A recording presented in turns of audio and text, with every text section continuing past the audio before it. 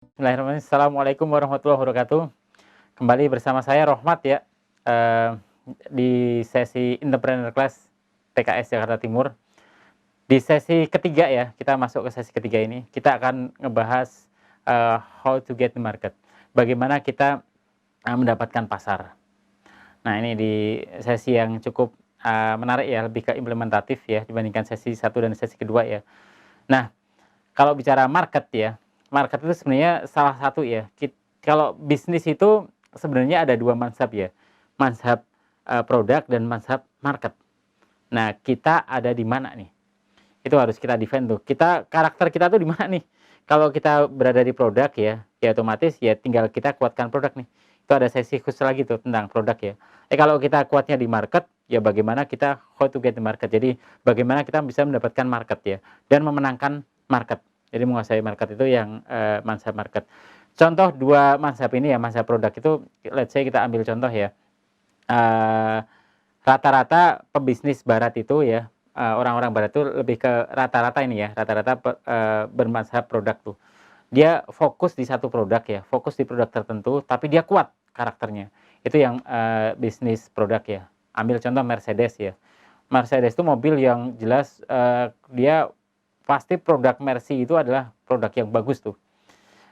Dia kuat tuh di produk itu. Dia fokus ke produk, mobil Mercedes dengan quality yang high quality. Itu orang dengan mazhab produk tuh. Tapi beda dengan orang bermazhab market, rata-rata orang timur nih. Contoh kita ambil contoh, Cina lah ya, Jack Ma dengan Alibabanya, Alibaba Group itu. Mazhab market adalah dia pasti menguasai market tuh.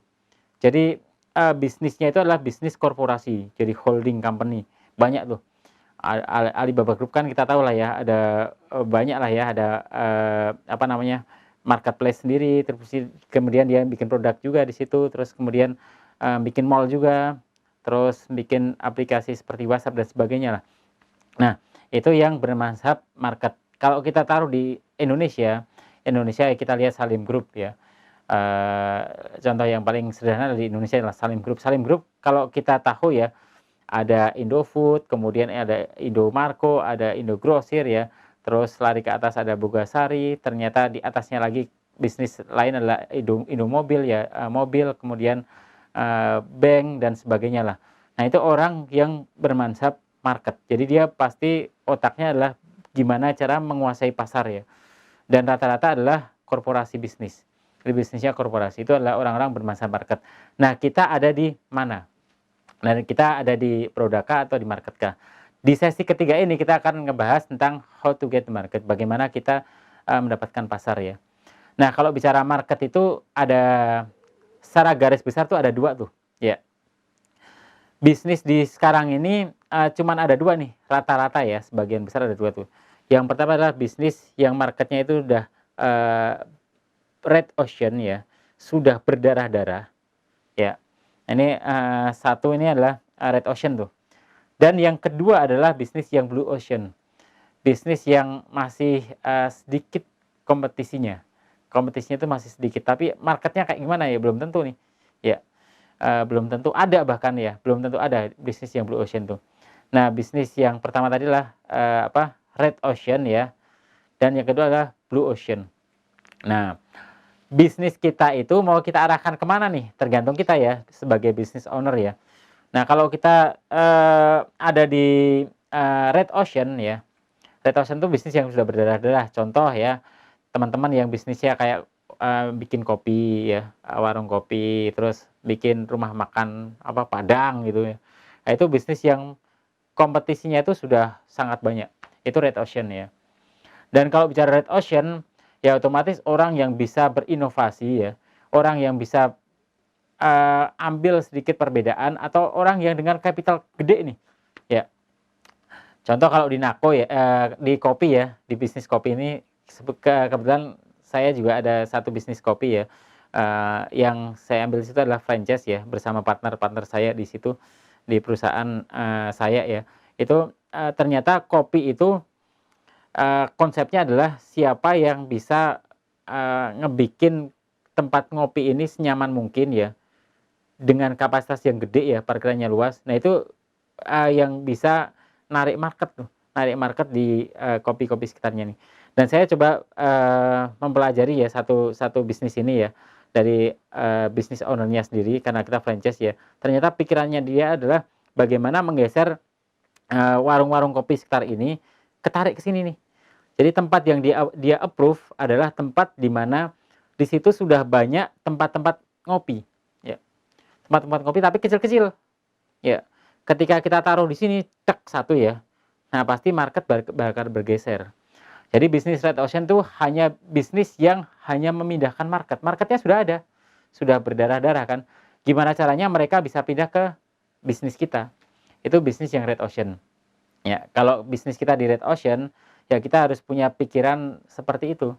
Gimana caranya kita bisa memenangkan pasar ya. Gimana caranya kita bisa menarik pasar yang lain ke tempat kita.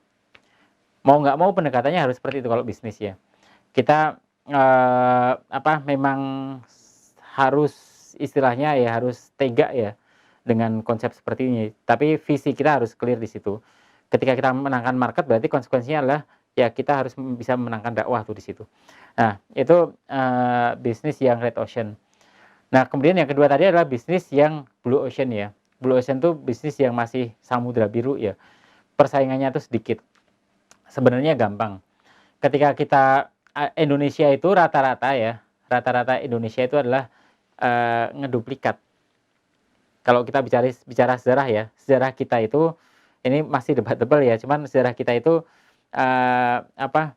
lebih ketinggalan ya dibandingkan sejarah di tempat lain ya, Timur Tengah yang kuat ya, kuat karakternya ya, kemudian Barat itu lebih kuat lagi itu. Nah, Indonesia itu negara yang kita tahu kan, kita sadar bahwa kita adalah terjajah ya, negara yang terjajah. Nah, rata-rata memang tertinggal nih. Nah, cara kita nge-grab blue ocean itu ya tinggal kita buka jendela sedikit ya. Buka keluar bisnis yang sudah running di luar, apakah bisnis ini doable kita runningkan ke dalam ya, ke Indonesia. Nah, itu bisnis yang blue ocean. Saya ambil contoh gimana Nadiem ya. Nadiem di awal ngebuka Gojek itu. Sebenarnya Gojek itu di luar sudah banyak tuh yang duluan kan ya, Uber, Grab bahkan duluan, Uber, terus kemudian Maxim juga ternyata Rusia sudah menggurita kan ya di Rusia, pemakai Maxim itu cukup besar lah ya. Tapi Nadiem dengan caranya dia ngebuka jendela sedikit yang lihat keluar dan ngebawa konsep Gojek itu ke Indonesia, dan ternyata Gojek menjadi blue ocean pada waktunya ya. Pada waktu dia berdiri itu dia blue ocean tuh. Sesuatu yang belum dilakukan oleh para ojek-ojek pangkalan ya, menggunakan aplikasi, kan nggak kepikiran kan orang-orang ojek pangkalan. Ternyata Nadiem berpikir ke arah situ ya. Padahal pikirannya itu sudah ada di luar tuh. Tapi di Indonesia belum. Dia bawa ke sini, ternyata dia menang di situ kan ya.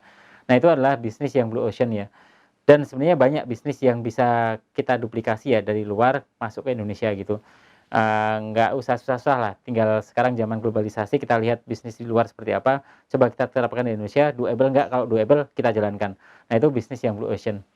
Nah, sebenarnya di antara red ocean dan blue ocean ya, ada satu ya, satu yang ini bisa kita jadikan sebagai peluang ya, yang kita sebut sebagai blue ocean shifting. Jadi sebenarnya bisnisnya ini bukan bisnis yang blue ocean, tapi shiftingnya aja. Jadi blue ocean shifting itu adalah kita ngambil satu peluang dari bisnis yang sudah red ocean ya, sudah umum, tapi ternyata peluang itu menjadi hal yang langka. Kalau bahasa sederhananya adalah kita harus berinovasi dari bisnis yang red ocean. Contoh ya, contoh blue ocean shifting itu adalah misalkan nih, ini gambaran kasarnya lah. Kalau bisnis kentang goreng ya, kentang goreng itu bisnis yang sudah banyak ya, udah berdarah-darah lah. Banyak lah pemain-pemain kentang. Kita apakah mungkin kita memenangkan persaingan lawan KFC misalkan ya, kentang gorengnya kualitasnya seperti itu, lawan McD dan sebagainya lah ya. Bisa kita menangkan ya, tapi itu butuh effort yang luar biasa tentunya ya. Kalau kita mau menjadikan mereka sebagai kompetitor kita lah ya. Tapi kalau kita ngambil satu bagian ya, blue ocean shifting-nya, rata-rata sekarang itu kan ini bicara minyak gorengan ya. Rata-rata kentangan digoreng tuh pakai minyak goreng ya. Nah, kalau kita bisa menciptakan satu alat dan ini sebenarnya sudah ada di luar tuh. Di Prancis sudah pakai ini alat gitu ya. Bahkan sudah agak lama tuh. Bikin satu alat ya yang bisa ngegoreng kentang tanpa harus pakai minyak goreng gitu. Nah, ini yang disebut sebagai blue ocean shifting. Jadi dia bermain di market yang red ocean ya, kentang goreng, tapi yang diciptakan adalah blue ocean-nya. Jadi alat yang belum ada di pasar kita gitu. Nah, ini sebenarnya sudah ada tuh di Perancis sudah menerapkan ini ya. Bahkan kalau ya apa, tapi jangan direbus ya. Kalau kentang direbus jadi ini nanti jadi siomay kayak gitu kan ya. Nah, kita kita ngambil blue ocean shifting adalah kita menciptakan market ya dari bisnis yang sudah red ocean kentang kentang goreng, tapi yang kita ciptakan bukan kentang gorengnya tuh, tapi alat yang bisa menggoreng kentang tanpa menggunakan minyak goreng. Bahkan apa namanya, unsur apa sampahnya ya tailingnya itu sedikit nih. Nah ini yang kita ciptakan nih. Nah contoh lain lah banyak ya sebenarnya yang bisa kita implementasikan lah ya dalam bisnis yang red ocean, yang kita bisa ngambil peluang dari situ menjadi blue ocean shifting ya. Jadi mengambil market red ocean yang kemudian kita berimprovisasi sedikit ya dalam bisnis itu, dan ternyata kita memenangkan bisnis ini. Saya ambil contoh lagi ya, misalkan ya, problem-problem dari pebisnis makanan ya.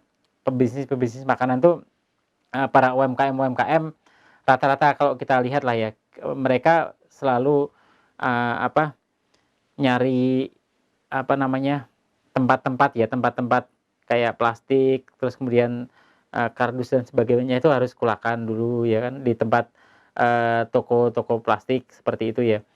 Nah, ini kan butuh waktu tuh mereka. Nah, tapi nggak ada nih. Saya sudah ngamati ya. Saya belum nemu lah sebenarnya, belum nemu ada bisnis yang ternyata dia supply ke semua para UMKM itu. Ini akan sangat kebantu nih. UMKM itu akan sangat terbantu nih dengan adanya bisnis yang menyuplai bahan-bahan seperti itulah ya ke UMKM banyak gitu. Nah, rata-rata kalau kita lihat tempat-tempat di mana-mana ya jualan plastik itu selalu rame, macet ya. Ini karena memang konsepnya dia bikin toko pada datang nih. Ini kan bikin masalah nih sebenarnya, macet dan sebagainya. Padahal masalah ini bisa kita uraikan kan ya. Dengan kita bikin satu bisnis yang menyuplai semua bahan-bahan para kebutuhan UMKM nggak perlu ngantri, nggak perlu capeknya UMKM itu karena harus belanja di pasar dan sebagainya lah. Dengan kita menyuplai kebutuhan-kebutuhan dia lah. Nah ini yang salah satu blue ocean shifting yang bisa kita terapkan lah ya.